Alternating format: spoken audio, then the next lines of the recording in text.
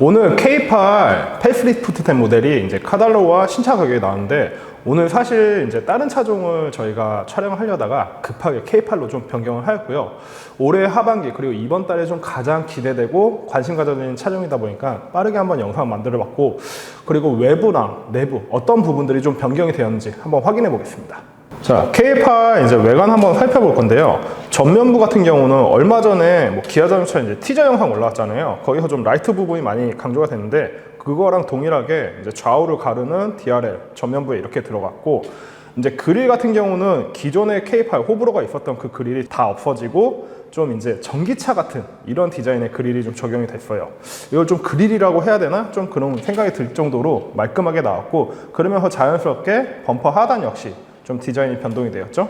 그리고 제가 알기로는 이제 기아 자동차 이제 스타쉽 세로용 헤드램프 같은 경우가 세단에는 K8에 처음 적용된 것 같아요. 그러다 보니까 전면부의 디자인이 양쪽에 딱 세로용 헤드램프가 딱 받쳐주면서 뭔가 좀 튼튼한 느낌, 이런 느낌을 좀 받을 수 있고, 측면 같은 경우는 기존의 K8 모델과 좀 많이 비슷하게 스포츠 쿠페형으로 나왔으면서, 이번에 좀 카탈로그 보면서 조금 특이했던 게 이거 하이브리드 휠인가 그랬는데, 블랙힐 20인치 전용으로 나오는 가솔린 휠이더라고요. 요즘에 기아가 좀 휠은 좀 잘 만드는 것 같은데, 이 부분 좀 괜찮은 것 같고, 후면부 제가 이전에 이제 K8 출고하면서 한번 말씀드렸잖아요. 전체적으로 정말 후면부는 잘 만들었다.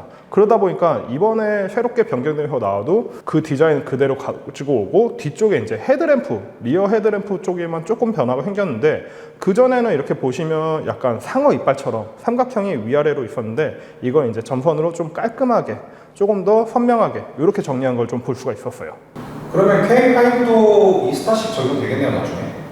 뭐 K5도 스타쉽 디자인이라고 하긴 하는데, 이렇게 세로형으로 되어 있는 헤드램프, 요거 말한 거예요. SUV나 막 카니발이나 지금 라이트닝 있잖아요. K5에도 이렇게 SUV처럼 세로형으로 들어가지는 않을 것 같아요. 왜냐면은 K5 앞에가 좀 얄쌍한 게 좀 맛이잖아요. 그런데 이렇게 세로형 헤드램프가 딱 들어가면 뭔가 좀 스포티한 감이 좀 떨어진다? 이럴 수도 있기 때문에 K8이랑은 좀 노선 좀 다르게 갈 수도 있다. 아무래도 중형이고 좀 더 영하신 분들이 많이 찾으니까 그럴 것 같아요. 그건 나중에 또 한번 보긴 해야죠. 이제 실내 디자인 같은 경우 저희 구독자님들은 어떤 부분이 좀 눈에 많이 들어오신 것 같으세요? 제가 볼 때는 이제 조금 많이 변화된 게 핸들, 스티어링 휠인데, 기존에 이제 기아 차들 같은 경우는 핸들 딱 가운데 기아 로고가 있었던 게 이제 우측 상단으로 넘어갔죠. 이게 제가 알기로는 EV3부터 이런 디자인이 좀 적용이 됐고요. 국내 출시된 걸로는. 그리고 기존에 K8 같은 경우는 우드 트립이 좀 많이 있었잖아요. 그러면서 앰비언트 라이트가 되게 없었는데, 그거 같은 경우도 이번에 앰비언트 라이트 좀 넣고 우드를 좀 많이 뺀 것 같아요.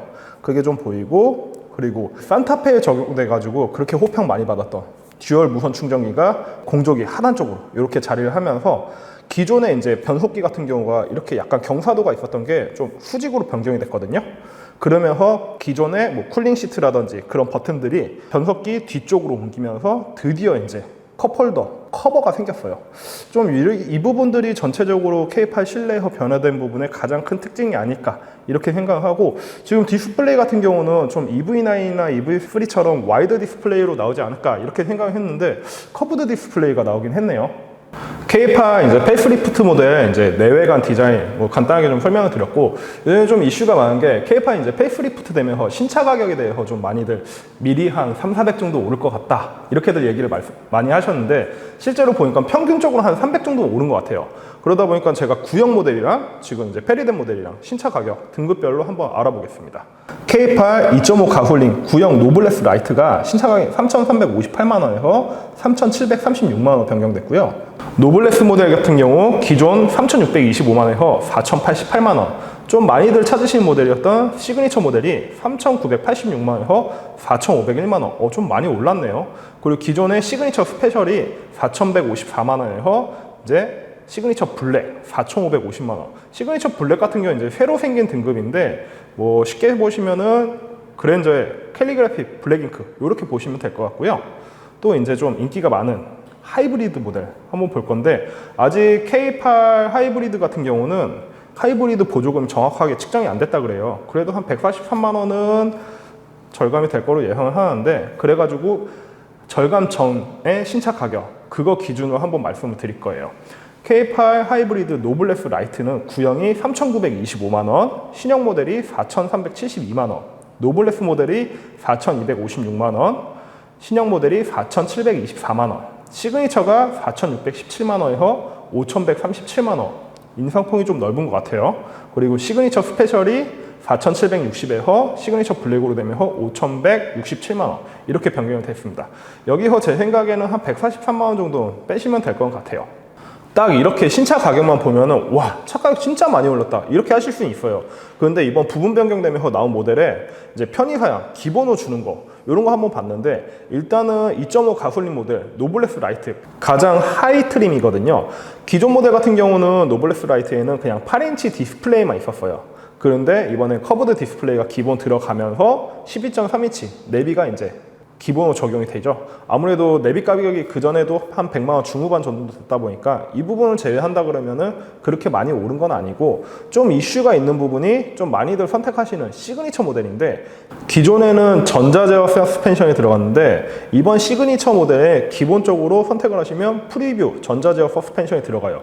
이 기능이 뭐냐 하면은, 저희가 이제 차량 주행하면은 앞에들 다 카메라들 있잖아요. 그 카메라가 길에 이제 요철이라든지 뭐 이런 부분을 미리 확인해가지고 차가 지나가기 전에 서스펜션을 자동으로 좀 조절을 해주는 거다 보니까 아무래도 기존보다도 조금 더 부드러운 승차감을 느낄 수가 있는 건 사실이죠.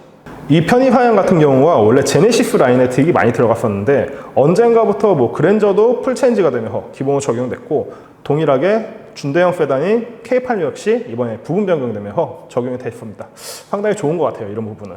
지난해 K8 같은 경우가 총 판매량이 한 4만여 대가 됐었는데, 그 중에서 K8 하이브리드 모델이 판매량이 2만 5천 대 정도, 그러니까 절반 이상의 판매량을 갖고 갔거든요.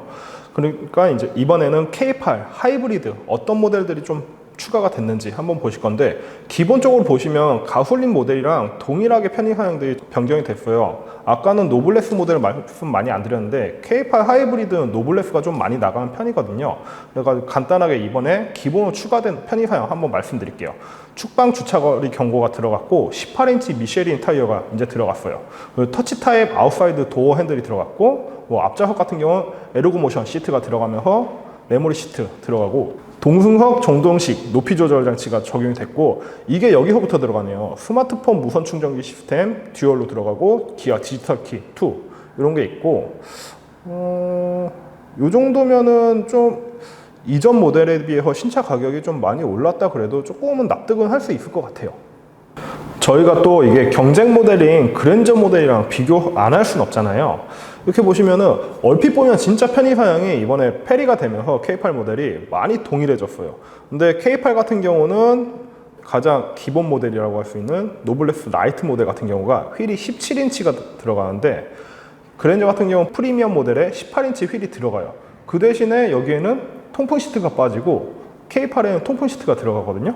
그 다음 모델이 이제 노블레스와 익스클루시브.